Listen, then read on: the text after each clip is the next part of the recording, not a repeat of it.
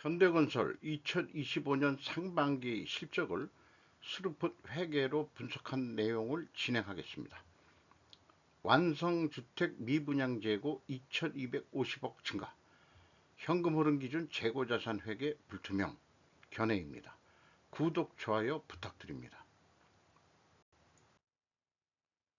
준공후 미분양은 악성 미분양, 악성 재고로 불린다.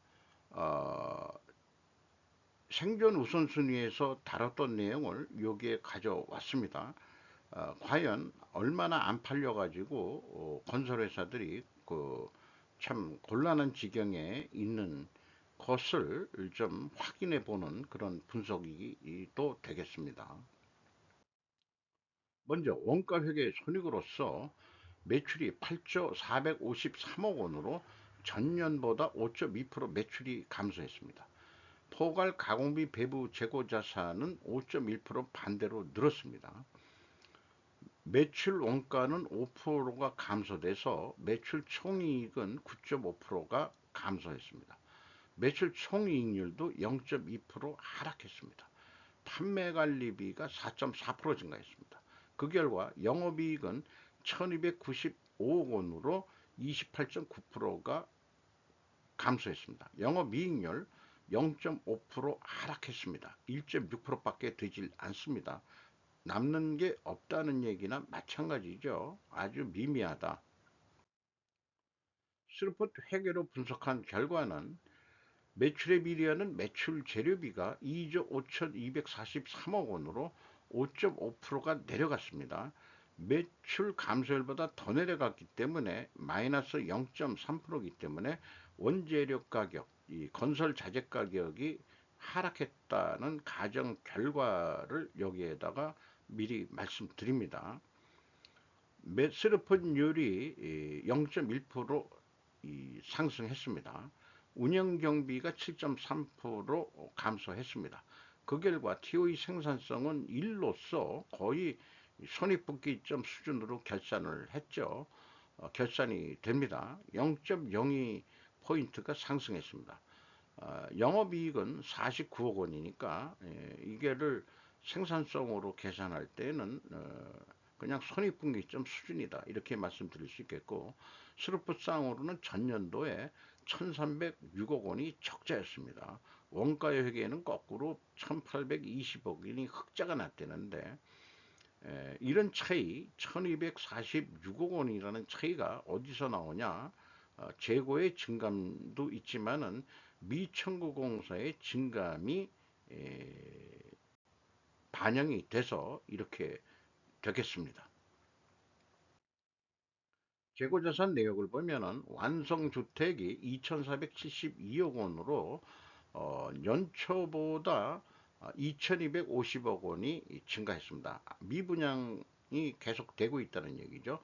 미완성공사는 제조업으로 치면 제공품인데 미완성 공사를 완료해 가지고 준공을 했는데 안 팔리고 있다 이런 얘기가 되겠네요. 용지도 좀 줄어들었네요. 그리고 미청구 공사가 1200억이 증가했습니다. 이거는 아직 그 미청구 공사는 주로 자기들 그 개별 사업 말고 관공서나 민간 기업이 발주한 또 해외에도 마찬가지지만은 수주공사 중에서 그 진행도율에 따라서 매출을 인식하는 거기 때문에 스루풋은 이것을 제거합니다. 비용의 성격적 분류 내용은 아쉽게도 현대건설이 반기나 분기에는 비성분 데이터를 공시를 안 합니다. 그래서 연간 그 작년도 그 가공 비율을 보면은 66.8%예요. 그래서 그 원재료 가격이 내려간 게 확인되기 때문에 가공 비율이 좀 올라갔다 이렇게 가정을 했습니다. 그래서 이 총 건설 비용은 역산으로 나오는 데이터니까 이거에 의해서 계산하면은 워킹 코스트가 5조 2495억 원. 그래서 운영 워킹 코스트하고 판매 관리비를 더한 게 운영 경비가 되겠죠. 그럼 전체 금액에서 운영 경비를 뺀 재료비는 매출원가 재료비는 2조 4천억 원대가 계산이 됩니다. 재고자산의 변동은 재고자산 명세가 있으니까 이건 그대로 가져오고, 그러면은 이 재료비 매입액이 나오게 되겠죠. 원재료 사용액. 그것이 이제 역산해서 이렇게 풀이해 가지고 계산해서 분석을 한 것입니다. 1단계 재고자산의 증감에 일치합니다. 그런데 계약자산 미천고공사죠. 현금식으로 읽으면 현금이 1496억 원이 나갔는데, 그러면 그만큼 증가해야 되는데 장부상으로는 1200억 분이 증가는 안 했습니다. 295억 원의 현금을 어디로 나갔느냐. 그리고 전년도에는 무려 1674억 원이나 됩니다. 자, 이런 것이 불투명한 부분이 되겠어요. 건설업 특히.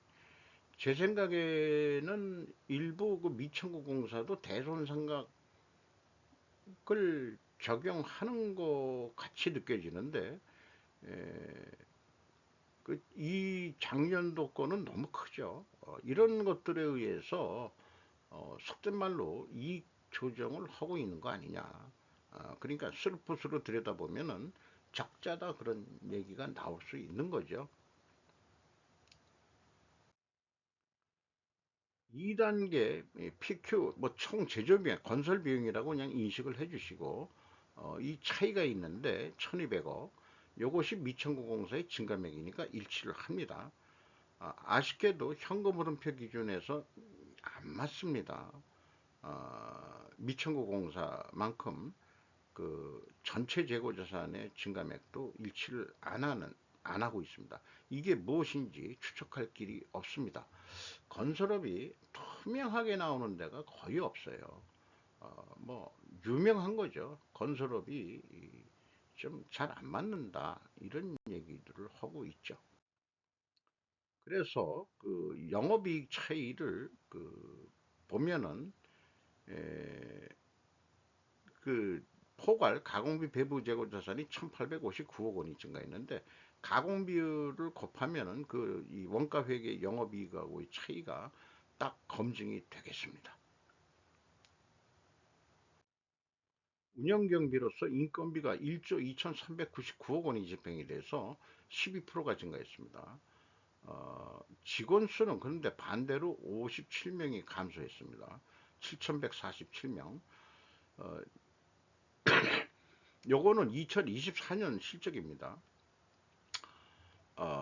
그럼에도 불구하고 이 건설업의 평균 임금은 1억 7,350만 원으로 12.9%가 뛰었습니다. 외주비가 이제 건설업의 제일 큰 비중을 차지하죠. 8조 3,666억 원이 집행이 됐는데 11.2%. 그러니까 건설 외주 단가는 크게 인상이 됐다, 이렇게 볼 수 있겠네요. 그러니까 건설 단가는 올라가고 미분양은 되고, 지금 그런 상황이 건설업이라고 볼 수 있겠습니다. 경영평가 지표로서 포괄 가공비 배부 재고 자산 회전율은 2회 전 0.1% 상승했고, 수르풋율도 미미하나마 0.09% 상승했습니다. 동일 방향이면 투명하게 가정을 합니다. 인적 자산 회전율 4.9%로 내려갔습니다. 직원들이 월급 받아가는 만큼 기여를 못하고 있다는 것으로 해석하시면 되겠습니다. 그래서 투명하게 가정하는데 원재료 가격, 건설 자재 가격이 하락하고 수주 판매 가격은 인상이 되어야 됩니다. 그래서 건설 자재, 핵심적인 건설 자재들이 2.2% 하락했습니다. 근데 수주 판매가는 공시하기가 좀 그럴 거예요. 왜냐하면 건별 수주 프로젝트 건별이기 때문에 어떤 평균 수주 가격을 내기가 좀 어렵습니다만은, 아파트 분양 가격 같은 거는 좀 내줘도 돼야 되지 않을까 하는데, 그것도 좀 얘기를 안 하고 있네요. 자, 그래서 이제까지 이 얘기를 해온 것을 요약한 표인데, 어쨌든 그 투명하게 가정을 하는데 원재료 단가, 건설 자재 단가가 내려간 거는 확인이 되는데 수주 판매가가 상승했을 것이라는 거에 대해서는 확인할 방법이 없다는 거죠. 연간 매출액은 16조 원이 될 것 같습니다. 운영경비 기준에서.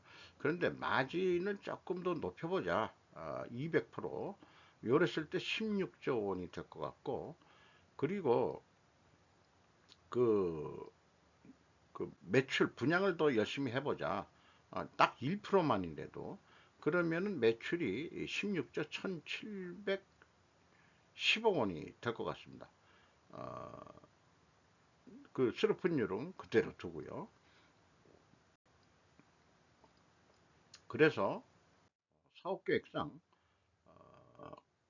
16조 1천억을 하자.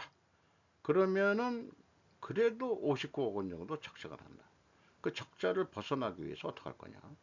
포괄 가공비 배부 재고자산 회전율을 4.2회전까지 올려봐라. 4.4%더 내력을 못하겠느냐. 그래서 LH공사 보고서 미분양 아파트 좀 사두고 이런 것도 있고, 생존 우선순위에서도 얘기했지만 미국 자본, 중국 자본이 인수하기보다는